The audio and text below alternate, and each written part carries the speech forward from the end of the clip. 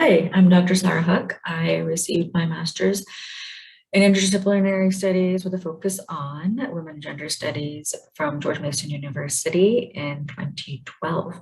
And I went on to get my PhD in women's studies from the University of Maryland and then a postdoc from the University of Southern California. And currently I am working and living in Lahore, Pakistan, trying to start my own gender and sexuality studies library and humanities center.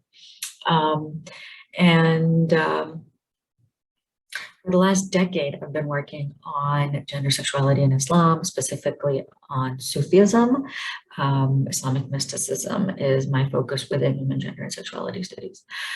So specific ideas and concepts and theories that I still use in my current work that I learned in women and gender studies, intersectionality, Sufism, and intersection of gender sexuality in Islam. Intersectionality is not just something that I it's not just an approach I use in my research, but it's actually something that I teach. I use it in my classroom as a pedagogical approach, regardless of what level class I'm teaching. It's always a key part of any of my syllabi. Sufism, Islamic mysticism, that the passion for Sufism started when I was an undergrad at Mason, and then I formally studied it when I got my master's under Maria Dekek, who was in your religious studies department. And then intersections of gender sexuality in Islam is something that has stayed with me throughout the last decade, no matter what I'm doing or studying or working on. Would I be able to do the work I'm doing right now as effectively without a background in women gender studies? No.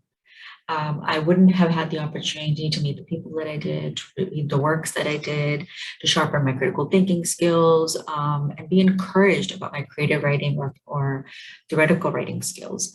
I wouldn't have had the teaching experience. My first teaching experience was a TA for Dr. Dekek at Mason. I went on to teach independently at University of Maryland, at USC, at Goucher College, Goucher's Prison Education Partnership. And my passion for teaching, for womanist pedagogy, comes from women and gender studies. And now that I'm teaching independently in Pakistan, same thing. What advice would I give to students who are majoring or minoring in women gender studies or who are about to go in the job market? You know, when I was applying to initially for my master's program in women gender studies, everybody said, what are you going to do with that? And within 2 weeks of graduation, I had landed my first job in a nonprofit that was directly related to women and gender studies. I had held positions in the past as well with NGOs, but this was one that was directly related. It was a nonprofit working on sex trafficking and other human rights issues in Southeast Asia. Don't let people discourage you. I would simply say the advice is that if you're chasing clout or concerned about career ladders, do something else. If you are passionate about being a lifelong learner and possess intellectual humility, to unlearn long-held beliefs around gender, sexuality, race, class, religion, the rest will come. My favorite courses while I was at Mason were my feminist theory class and art of resistance. These classes, these professors not just encouraged my writing, especially my feminist theory professor, encouraged my theoretical writing, and then these professors helped me to, or these classes helped me to have a very build a humanities approach to gender and sexuality studies. I realized that that's what I enjoy the most. And it was the first time that a professor encouraged me to present at an academic conference. My feminist theory professor, credit goes to her. And now fast forward to 2022, I'm going to be keynoting. I'm going to be the keynote of a conference, a humanities and liberal arts conference next month in Karachi, Pakistan.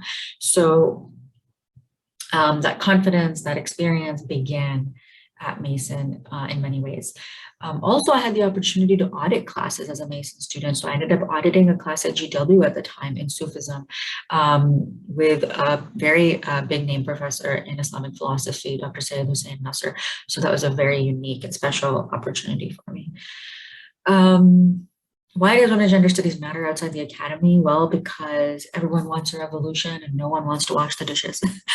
we need people willing to do the work in ourselves, in our communities, to bring about change. And women gender studies sows those seeds.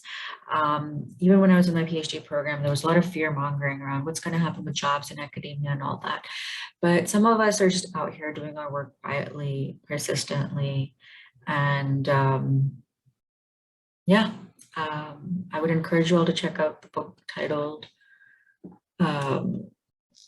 Slow Academia. And I hope you'll be able to apply it to your life outside of academic institutions. Thank you.